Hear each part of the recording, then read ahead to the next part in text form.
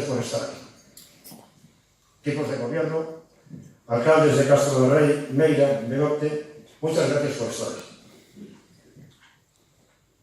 Y amigos, ajenos a la corporación, ajenos a instituciones que he mencionado, pero que sois muy importantes en mi vida, gracias a todos por estar aquí y un abrazo muy fuerte.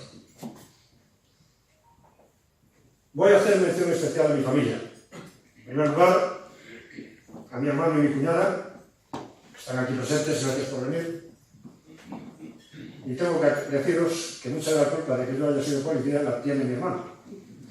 Él fue quien me convenció, estando él ya destinado en Gijón, para que me fuese con él a preparar las oposiciones a la Academia Nacional.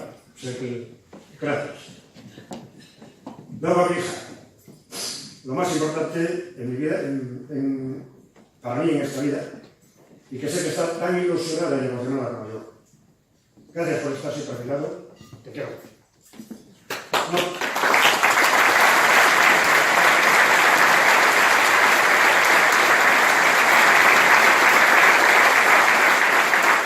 Ya en 1992, una vez terminados los Juegos Olímpicos, vengo por fin a mi tierra, a Galicia, concretamente a Vigo.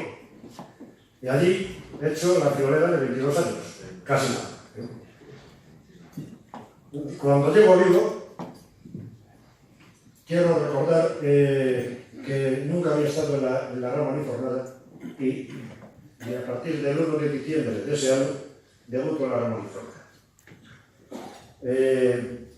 En un principio tenía serias dudas de cómo iba a llevar esa faceta, pero afortunadamente me encontré con un compañero al que sustituí como jefe de grupo, porque él pasaba jefe de sección y posteriormente jefe de brigada, y en aquel momento pues, me ayudó muchísimo, me dio muchos consejos.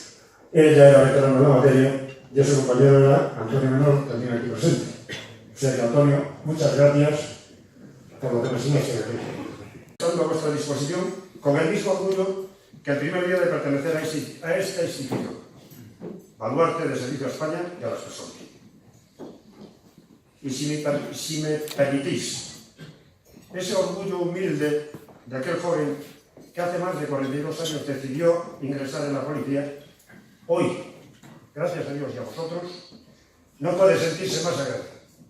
De todo corazón, muchísimas gracias a todos.